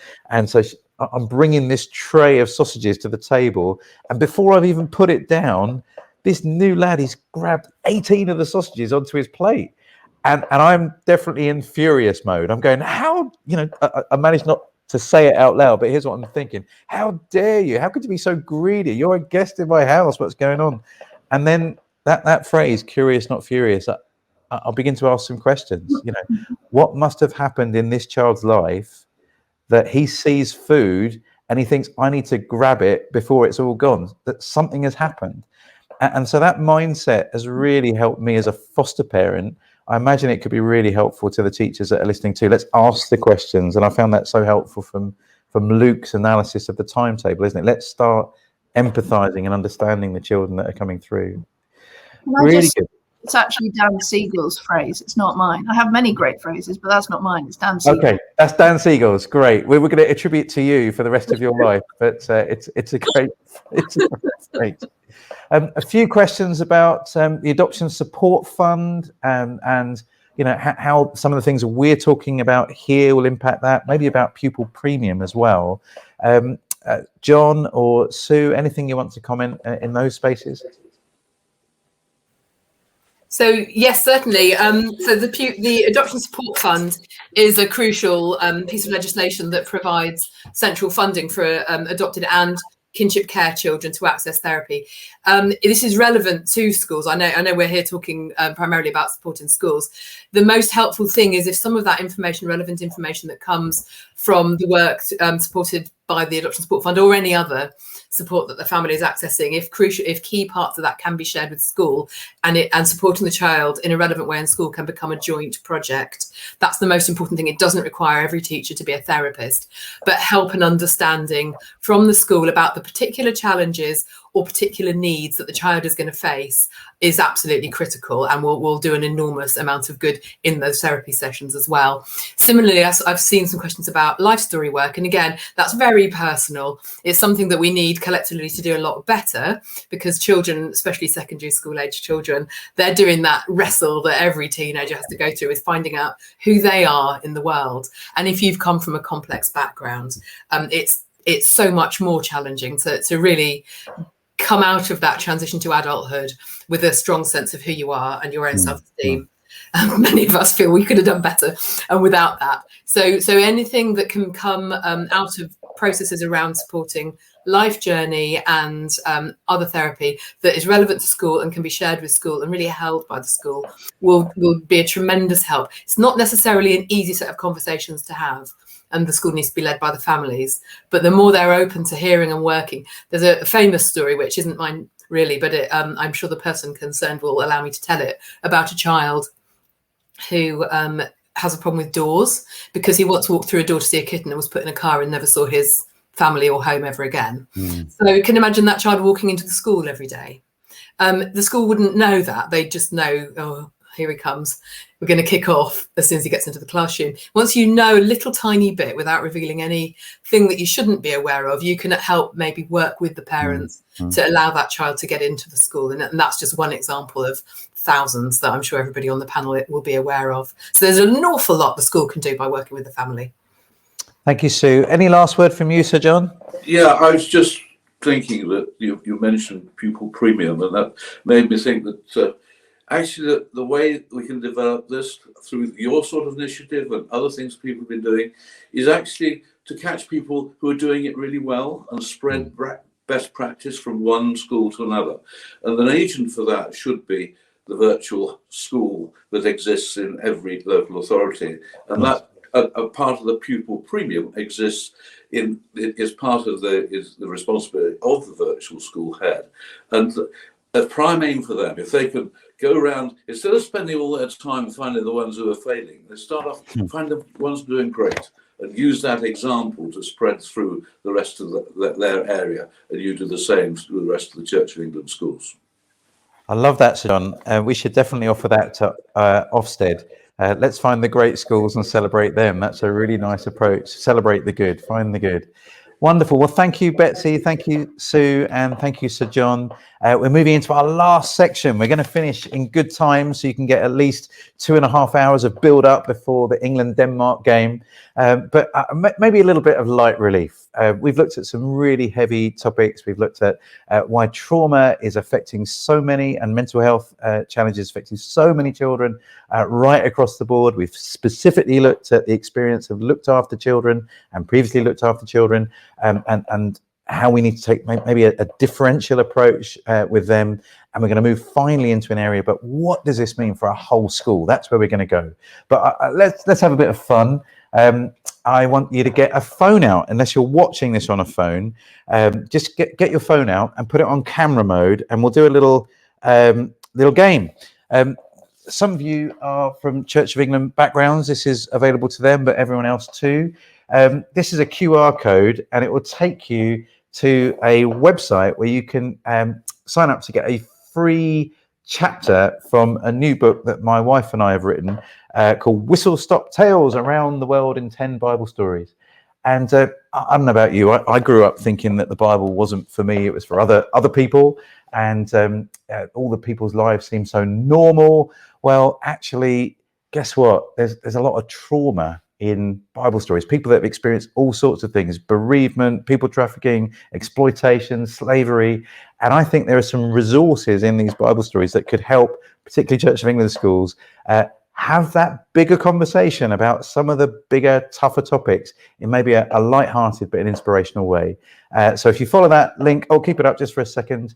We'll pick out a couple of people that can win a whole brand new copy of this book, and we'll announce that before the end of play today. But otherwise, you should be able to get a free chapter just to get a taste of what's going on. There you go. That's our stretch break, something different. And now, ready to dive into a new section. What does this mean for a whole school? How do we dig into this as schools?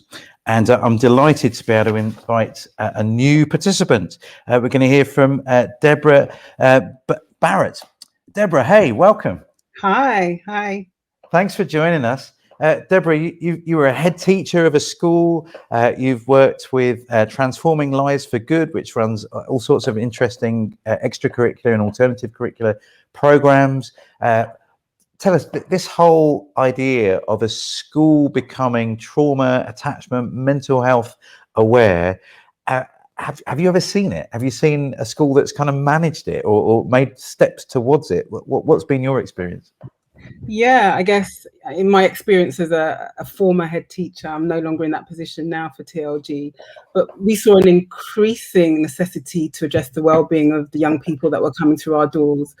And so for us, it was just so important that we were able to create an environment where students felt safe, they felt protected, and where they can really flourish, and where I guess their emotional well-being was prioritized. And so in us becoming trauma and attachment informed, we also gained a better understanding of the social and emotional needs of our young people. It helped to prevent challenging behavior because we created that safe environment.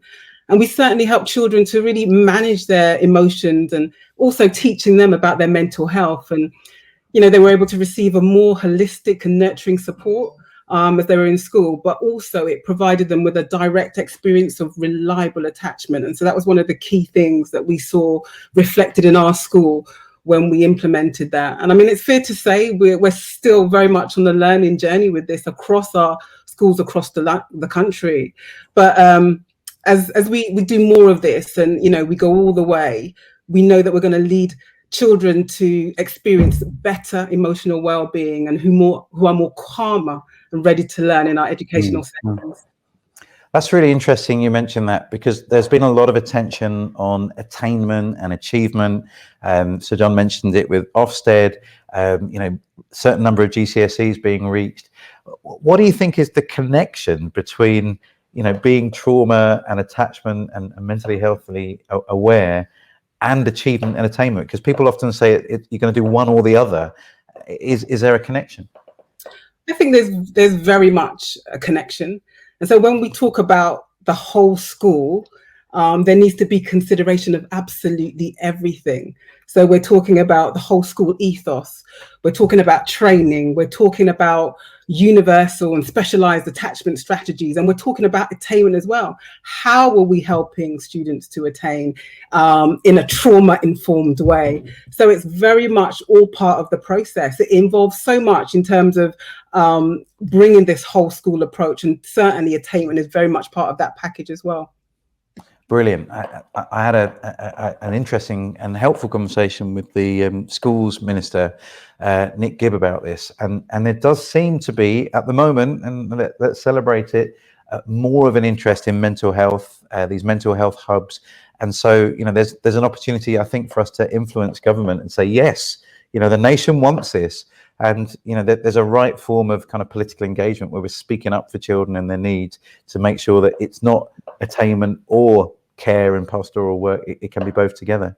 But I can only imagine how busy it is as a head teacher. So many pressures on schools right now, and so many competing priorities.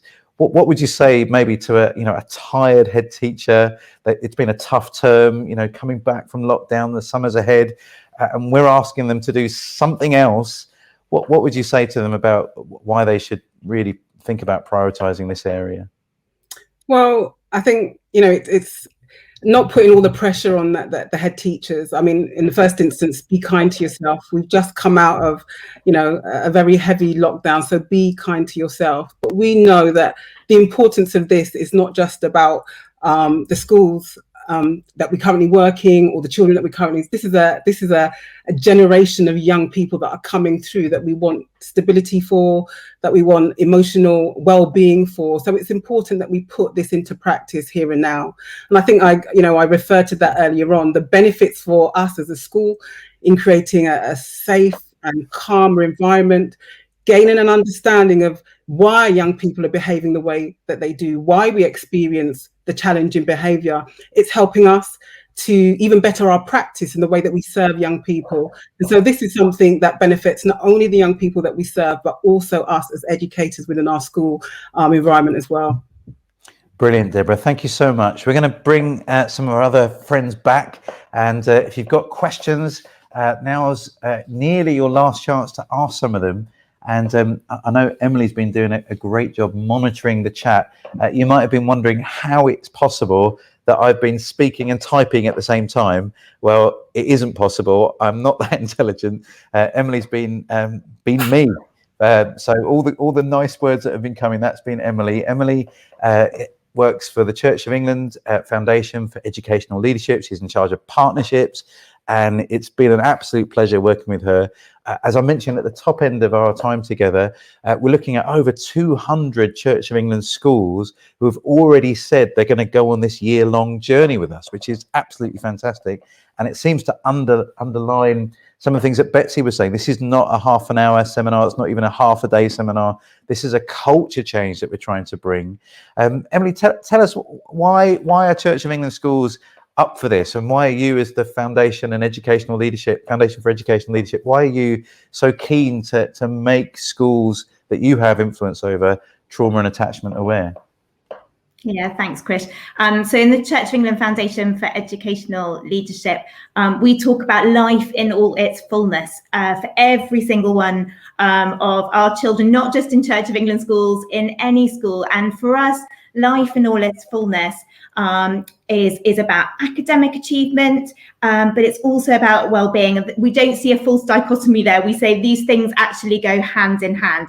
In order for our children to achieve really well, they need to have schools that understand what's going on for them in terms of their emotional health, their emotional well-being. And so it's vital to us that schools have cultures that put the well-being of their children front and centre, that they have cultures where everyone in the school, I think we've seen a lot of it in the chat, which has been brilliant. And thank you to everyone for what you've been writing in the chat. It can't be a bolt-on. It's got to be absolutely right there at the heart. So we need cultures where every single member of the school community understands the importance of getting curious. I love that, curious, not furious, about children's behaviour. What's going on for them? Why might this be happening? Because actually, if children feel understood and heard and empathise with, then actually they're with you. They want to actually really engage with learning, but we've got to take the time to really invest in those foundations for our children and young people. So it's all about wanting to see flourishing children, and we know flourishing children flourish in flourishing schools where this is right at the centre, totally throughout the roots and the culture of the school. Thank you, Emily. And some people might be asking, well, why are we talking so much about Church of England schools? What about all the other schools? Well, I have a secret plan. It's a bit sneaky. I don't know about you, but when I was at school, one kid got a Rubik's Cube. And then suddenly everybody in the school wanted one. The same happened with those Diablo things. One child brings it in and it went viral within the school. Sorry, that's probably not an appropriate word to use in a pandemic. I apologize. But everyone wanted one. And I thought if we could influence Church of England schools and the many hundreds, if not thousands of schools that will eventually engage with this program, we would make it trendy. We'd make every school want it. And so your school might not be a Church of England school. You can still be in touch. And if there's any way we can help you, we'd love to help you. But we had to start somewhere. And we were so delighted to find a great partner in you, Emily. Eamon, you've been doing some amazing work with the Anna Freud Centre. And one really exciting intervention that you've got is the Mentally Healthy Schools programme. I think the Royal Foundation was a key supporter of that. That's the Duke and Duchess of Cambridge, I think, that were kind of behind it. Can you tell us a little bit more about it and how it might help some of the schools that might be here today? So I think, Krish, there is so much to think about, and schools are incredibly busy. Teachers are already incredibly busy. School heads are incredibly busy. And people know that mental health is a priority. They know that trauma is important. They want to help. But it can be very hard sometimes to know where to start and how different parts of the system can be put in place. So the Mentally Healthy Schools website provides a lot of resources and guidance that have been developed alongside teachers to kind of help inform and provide guidance for teachers, for parents, for pupils and young people. So I think it's a repository of guidance. One of the things I wanted to flag was the 5 steps. If you go to the Anna Freud Centre website, there's a schools section there, and there's a set of resources that can really help a school think, well, what do I need to do to create a mentally healthy school? Deborah was describing it needs to be kind of in every part of what you do as a school. But how do you begin that journey? Where can you start to think about it? And they've broken it down into 5 steps. And part of that is, first of all, leadership and leading change. Part of it is working together, how you work together as a staff team, but also with parents and young people, bringing them into the decision making. How do you actually do that in practice? And then how do you understand need? How do you identify those kids who are at risk or at vulnerable? But how also do you capture well-being and the positive things that Emily's describing and the positive experiences that we're trying to promote, not just measuring things that are going wrong or things that are problematic. And then how do you then promote that well-being through the policies and practices and activities that you're investing in as a school? And then, of course, the 5th thing, which I think does not get enough airtime, is how do you support staff? You know, this is challenging. This is school heads. I mean, my sister's a teacher, my nephew's a teacher. I know the pressures that teachers are under on the front line, and especially over the last year, it's been a huge impact on so many teachers doing an extraordinary job, not adequately recognized. So we need to support each other. Teachers who need to be supported. If they're going to support young people, that requires systems in place for support for teachers so that they can thrive and support others. So there's a really lovely leadership framework that breaks that down. Lots of free resources and guidance on the website. Thank you, Eamon, and lots of people commenting how great the Anna Freud website is and the Mentally Healthy Schools project is. So thanks for all the work that you and your team have put into that. Deborah, a few people have commented to me over the years that a lot of the pressure seems to be on the special education needs lead, the SENCO, but we're saying actually it needs to be bigger than that. What do you think we can do to inspire that whole school approach and not just saying, oh, that's the specialist that needs to deal with that? Yeah, like it's certainly a whole school approach. And I think it's not just the responsibility of the SENCO or that person in charge of special needs. I think as practitioners, we all have a responsibility to be trauma informed. We all have a responsibility to work in a way with our young people that can really understand some of the trauma, some of the difficulties that they're going through. And certainly, you know, we're recommending, and we've recommended in one of our recent paper that we've produced called The Hidden Crisis, that actually this needs to be tackled within teacher training. We need to be equipping staff very early on to be able to work in a trauma-informed way with young people once they're in education. And so I believe it's all our responsibility. We all need to be trained up. We all need to understand how trauma-informed practice works to serve the young people that we're educating. Thank you, Deborah. Just reading some of the comments, and Sue mentioned it earlier, this relationship between parents, carers and schools, it's a really vital one. Sometimes it can get out of kilter and quite oppositional, sadly, people feeling that their school has, sorry, it will come back again. I have this issue every 20 minutes on my camera. I feel like the lady from Bewitched, that I suddenly disappear and I'm back again. Some people feel that, you know, the school has failed them, that they're always having to remind teachers about the needs of their children.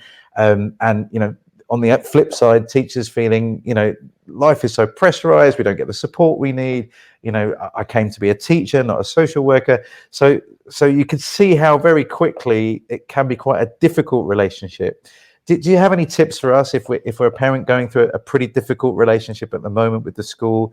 How can we move forward? It doesn't help anyone for us to be oppositional, but are there ways that we can rebuild some of those difficult and maybe fractured relationships? Was that for me, Chris, that question? I'll start with you. Maybe others have got wisdom too. Yeah, I think it's just important, again, in bringing this whole school approach, is that we take everyone with us, and that includes the parents and the carers as well. And so when it comes to training, how are we communicating that to parents? How are we bringing them along with us on this journey about being trauma informed? And then you don't get that disconnect. So I think it's all part of, the whole school approach, that we bring the parents, that we bring the carers, that we bring our stakeholders actually with us on this journey, as part of the whole school approach, to avoid that kind of disconnect and people feeling that it's not their responsibility, or you don't understand my child. So it's really important that, yes, we bring everyone together on this journey. I think that approach has worked for us. That's what I would suggest. Yeah, that's great. Anyone else want to comment on that? It seems to be quite a raw issue for quite a few of those that are following along today. I'll just share. Oh, Emily, go for it. Yeah. I was just going to say, I'm really sorry to hear the stories in the chat about where people have had really difficult experiences, because people who come into education because they care about wanting to do the best for children and young people. And we would just love to see, Sue talked about it, how actually teachers really, really want to do this well, but they don't necessarily have the expertise to be able to do it, which is why we're wanting to really help to upskill teachers and to help them learn about how to get more trauma informed, where to find that information, signposting them. And it comes down to relationship, doesn't it? It comes down to building a connection around how can we do what is best in the interest of the child. I know every teacher wants that, and of course the parents want the best for their children. So how can we come together to have that conversation that puts the child front and center, and how can we learn the information as teachers? We're all learning every day. How can we learn more about what it is that those children need from us in order for us to understand their needs better? So that's why we're doing this together. That's great, really helpful. And someone commented, and this was our family's experience, that primary school was relatively easy, that we had one teacher that we needed to have a relationship with, and there was they had 30 children that needed to look after, and so they could look at the needs of the child and kind of adapt the curriculum in the school day. Secondary school was a very different situation, because multiple teachers, sometimes rotating teachers for different subjects, and that proved more complex. And actually for our daughter, that transition to actually even from lower school to upper school at secondary was a big transition. So lots of comments here about good communication, listening. I've found as a parent, when I'm listened to, as a foster parent and an adoptive parent, I am going to know these children better. I'm not professionally trained like a teacher is, but I've just got the hours, of day in, day out, living with the children, working with the social workers. So there are some things I will be an expert on that child about, but other areas I'm not an expert. And so how do I have humility when I engage with the teacher, and maybe the teacher have humility when they engage with me, so that we are working hand in glove to support these children? I think that's a big area. We're nearly coming to an end, and Emily and I are going to have a little brief chat as we come to a close, but love to hear any closing comments from you, Professor Raymond. I know I shouldn't call you Professor all the time, but your work is just outstanding. We love what you're doing at UCL and through the Trauma Council. Anything you want to say by way of conclusion? I think, Chris, you've just articulated incredibly well. I mean, the thing that I'm taking from this is really the importance of relationships. Relationships are absolutely at the heart of our children's well-being and our own well-being, and the pandemic, I think, has shown all of us that. And relationships work well when there is a position of openness, of curiosity, of humility.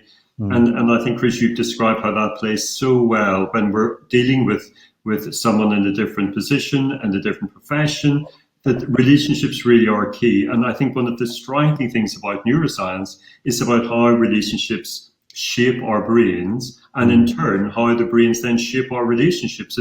We want to create these virtual cycles where relationships are strengthened and maintained, and we work to do that with those children who are most vulnerable, with the school and with the wider community. And I can just say how brilliant, Emily, it is that you're setting this up and organising this whole year of events is absolutely fantastic and just brilliantly timed for so many schools and young people who will benefit ultimately from this. So thank you so much, and it's been a real privilege to be part of this process, and I look forward to contributing next year.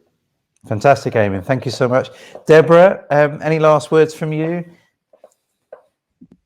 It's just really exciting to hear about the work that, Emily and her team are leading, and we, really have benefited from sort of the work with the foundation, but also, trauma-informed practice over the last few years. So for any school that's questioning about it or wanting to get involved, this is the place to be. Do get involved, because you're going to see transformation in your schools and in the lives of your young people.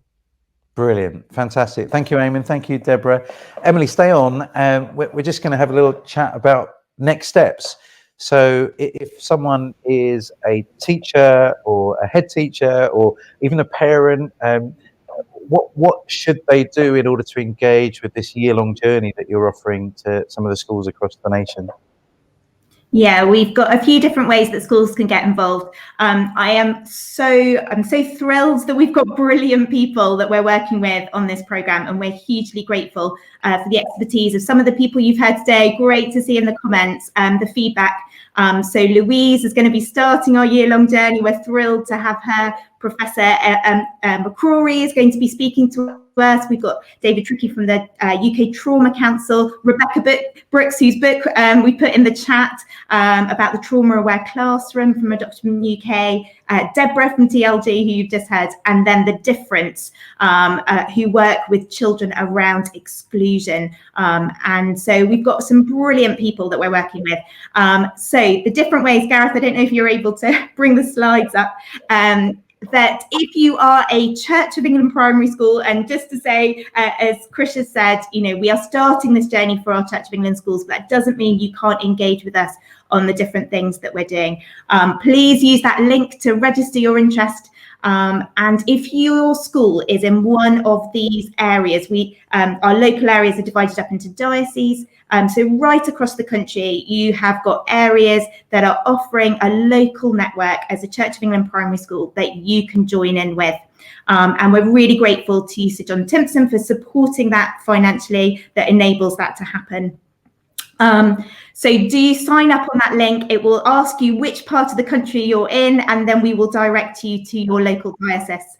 If you're a Church of England secondary school, really interesting to hear about the differences between primary and secondary. And I think we've seen some of that in the chat. We're going to be running a national secondary school network that have access to the same experts that will be able to come together and have conversations about how to put this teaching into practice in their own context. Please register through that link, and we will get in touch with you directly to link you up to that network.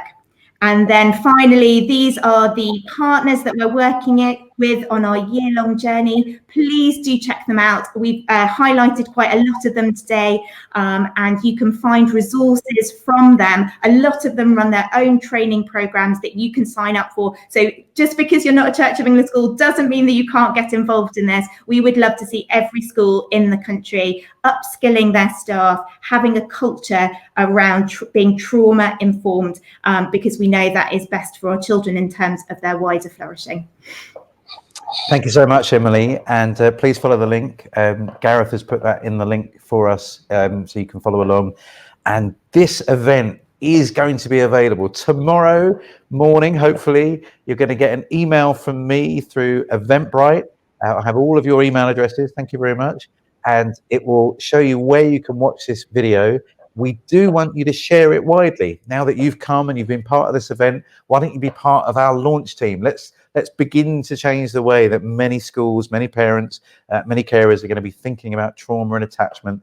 Let's get clued up and skilled up so that we can better care for the children that are so dear to us. So share it widely. You might have seen that your diocese is not on the list. Well, if you're part of a Church of England school or a Church of England church, well, why don't you encourage your diocese to have a look? That would be great. I am definitely a pushy parent, hopefully in the best sense of the word, in that I want to be an advocate for my kids. I want to make sure they get the care and support they need. My foster kids and adopted children, they've had the worst starts in life. And so I feel it's incumbent on me as an adult to use any influence I've got to try and make life better for them. And not just my kids, but all kids that have experienced early years trauma. And so this vision, let's start it. Let's make it become a trend within beginning and within the Church of England schools, and then let that spill over. Wouldn't it be fantastic if loads of schools were asking for this kind of help? Many of your schools will be able to use pupil premium money to begin to upskill your school. So it might be you're not in a Church of England school, but you could still book or get your school to book Betsy to come and do her 12-day session, or Luke to come in and do his work on the care leaders work, or maybe Louise, or even sign up to Professor McCrory's work through the Anna Freud Centre. So if people say there's no money, well, the pupil premium money is designed to help children who have had those early years trauma. And so that's a pot of money that we know a school has access to that we might be able to leverage. Many of you are saying how difficult it is for you right now. You're really challenging, you're at your wit's end when it comes to caring for your children, either through fostering, adoption, or kinship care. And I know today we hope would give you a little bit of hope that change is possible. But sadly, this is a marathon, not a sprint. We don't think we can change the culture of every school overnight. But we hope that as we clue people up, skill them up, and speak up for vulnerable children, slowly but surely we will see that change happen. So we're so grateful that you're able to join us. Thank you to all of our speakers. You are outstanding. Thank you to those that sent videos in. And thank you for giving your time today. Our vision is every child to flourish, whether they're looked after or not, whether they've had early years trauma or not, every child to flourish. With your help, that can be possible. I hope to see you again soon. Thanks for joining us. Thank you, Chris, so much.